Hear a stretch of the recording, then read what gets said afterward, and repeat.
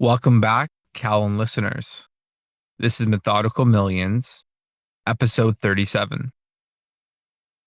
Cal, there's some pretty sad news I saw the other day on Twitter.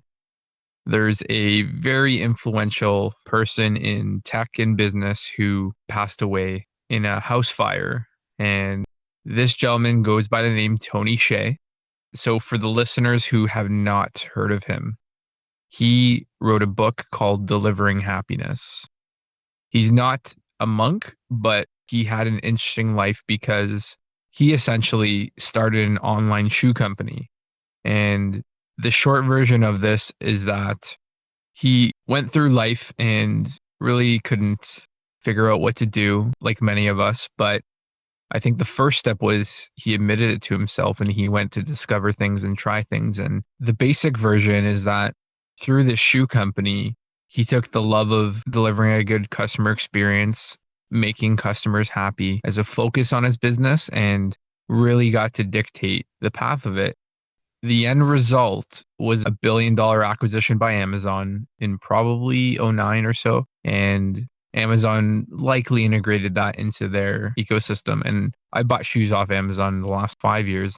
It's quite simple. It's on Prime. You have a variety. And the idea was Tony Hsieh was just, by the sound of it, never met the guy, but a really remarkable person. So he had a special view on the world, and his style of business has been talked about in a lot of business schools. He's done some pretty cool things. He basically came out with the philosophy of wowing your customer. And what that means is if your customer is not saying wow in their heads or in person, you're not doing it right. So an example is he would make every customer service rep the VP of customer service, and not to diminish the title, but to empower everyone on the phone. And he put the traditional way of thinking on its head. So what would a traditional business likely say? They would say, okay, solve a customer's problem, kind of make them happy, just don't cost too much money and move on to the next call because we want you to get through the most amount of calls as possible. That's the capitalistic way that most might think how a business should be run. But what he did was say, okay, you're the VP of customer service. You can make customer happy. Here's up to $1,000 grace and use it as you see fit.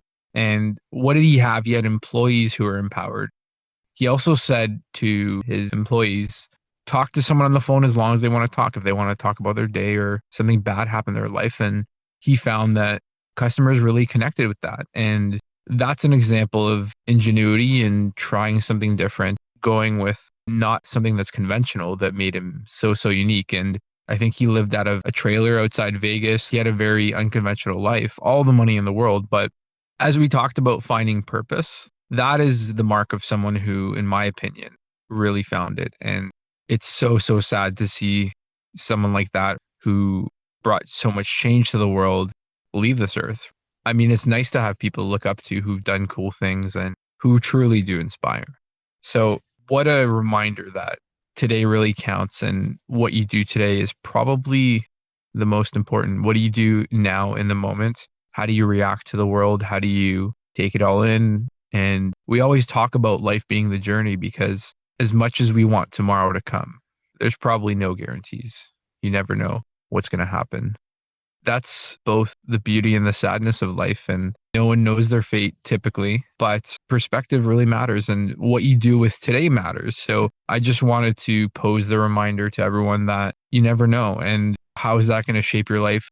How's that going to inform your decisions? And what kind of mental state will you have?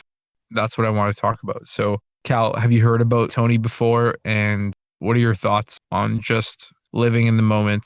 What do you think? This is definitely very, very sad news. To be honest, I don't know much about Tony Hsieh before this, but regardless, it seems that he had huge influence. What his teachings and his beliefs in customer service really resonate with me. It's absolutely important. I worked in customer service for the majority of my career, and the days that I find my customers are very impressed, very happy, very satisfied, treat me like a friend of theirs are the days that I had the most satisfaction, a sense of self accomplishment, more so than have I hit target, have exceeded target, am I making a bonus this month or not? that didn't matter as much. And I remember quite early in my career, I had this conversation with a manager of mine. And I told him that what motivates me most was customer satisfaction. When a customer goes home in his brand new car, they just had a huge smile, immensely happy. They enjoyed their experience. And to me, that meant everything. That would make or break my day. So even if I absolutely killed it in terms of selling a ton of cars, it didn't matter as long as I knew my customers are happy. So it's sad to see a man like him go, especially in a world where at times that everything is very automated and everything is volume based. A sense of some appreciation for your customer is lost in a way. I gather that he actually passed away quite young, right? Yeah. I mean, I would say any day's too young if you think about it. He was 46, his whole world ahead of him. And I'm not there, but at that stage, I would say 50s halfway through my life at most. So way too young for sure. He was a huge influence on inspiring people to work for him. So he had a philosophy of paying people to leave the company right after training. It was actually quite unique because I think the cliche way of HR is to find a suitable candidate for the most amount of talent for the least amount of money, just enough so they'll take the job. And it's such a backwards approach compared to what he did because he would find people who are unique. He would say, what makes you different? What makes you weird? What makes you you? And he wanted to connect with people and have that type of expressive culture that you don't see in the traditional corporate world.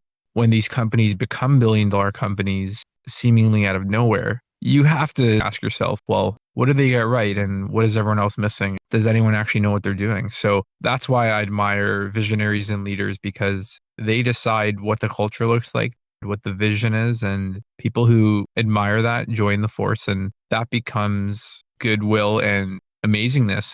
If you pick the best companies in the world, there's a lot of that, and there's a lot of the connection with customers. So it's more than just something superficial. It's not just a transaction, and people's lives are changed working there.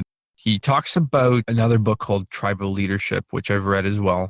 It was essentially on what makes a good leader and how does an employee interact with the company. And the basic level is someone who doesn't fit in society, who maybe abuses drugs or is a criminal and at face value doesn't really go with the flow of things. And that type of person essentially gets ostracized. And then you have other stages of people who will kind of go along with things in business, but they're the troublemakers. They're like, why am I even doing this? I don't even like this job. Or they'll talk poorly about the company.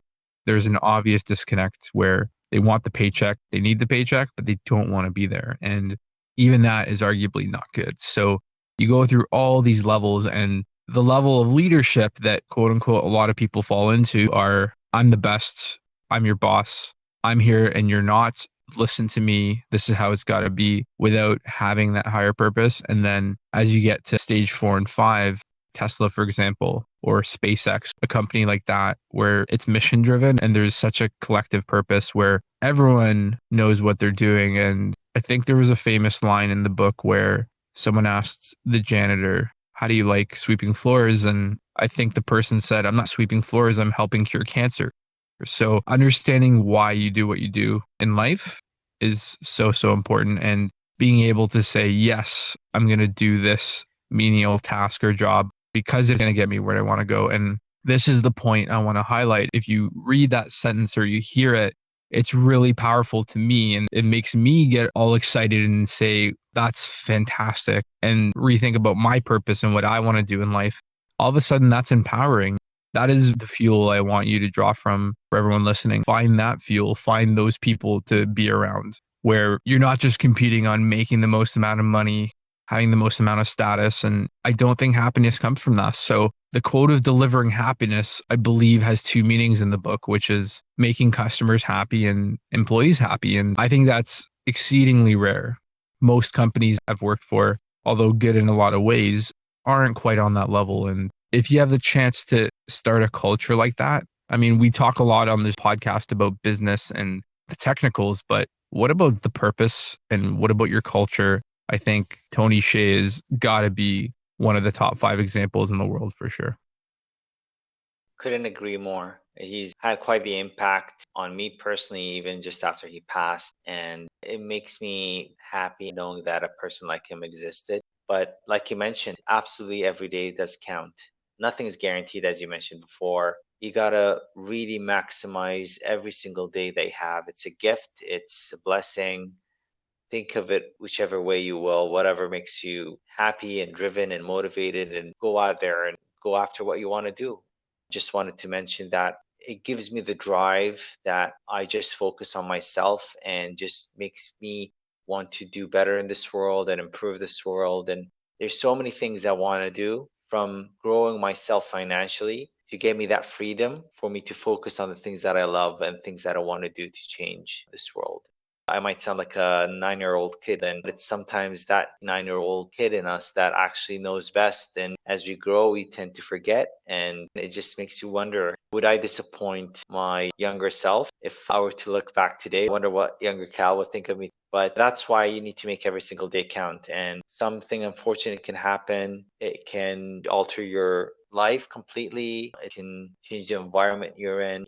The whole world is challenged with COVID right now. And some see it as we had it very good before this happened. And we sure did, I think personally. But I think of it as an opportunity because it gave me so much personal time that I didn't have before, so much more, that I started to focus on myself. And I thought, hopefully, when this is over, and who knows, it might be a month from now, it could be a year or two, but I'll be more than prepared because I'm really trying to push myself and use that time that I have available that might not be available anymore later on to improve myself and become prepared.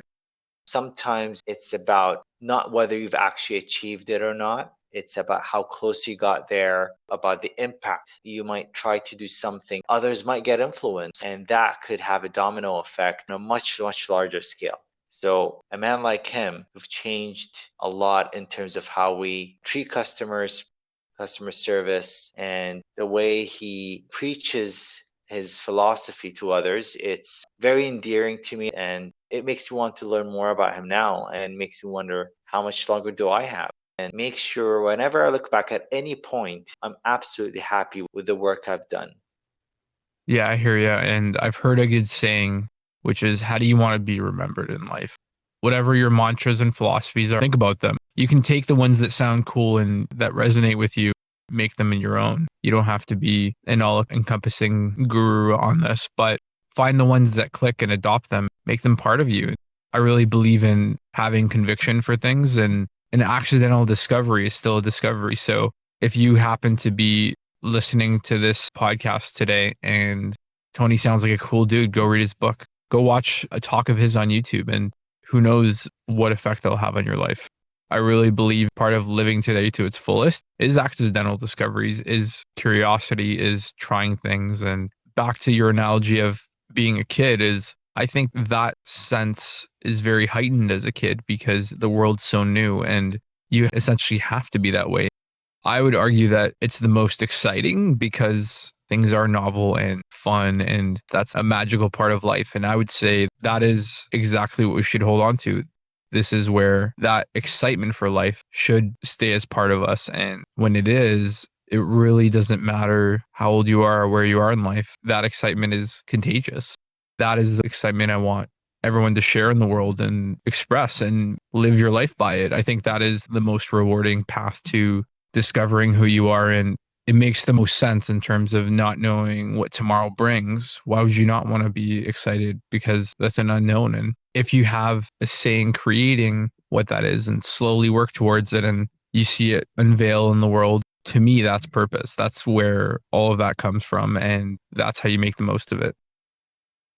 So with that said, we'll wrap up today's episode. Please, everyone, go look up Tony Hsieh online. Super cool person, and let us know what you think. Read his book if you can. On a somber note, it's not the best news, but let's remember those who impacted our life in a positive way. Let's be thankful again for people who did impact our lives and just try and be better every day. So thanks everyone for tuning in. That was Methodical Millions, episode 37. If you'd like to follow future episodes, you can find us at methodicalmillions.com or info@methodicalmillions.com for episode feedback. Thanks, everyone.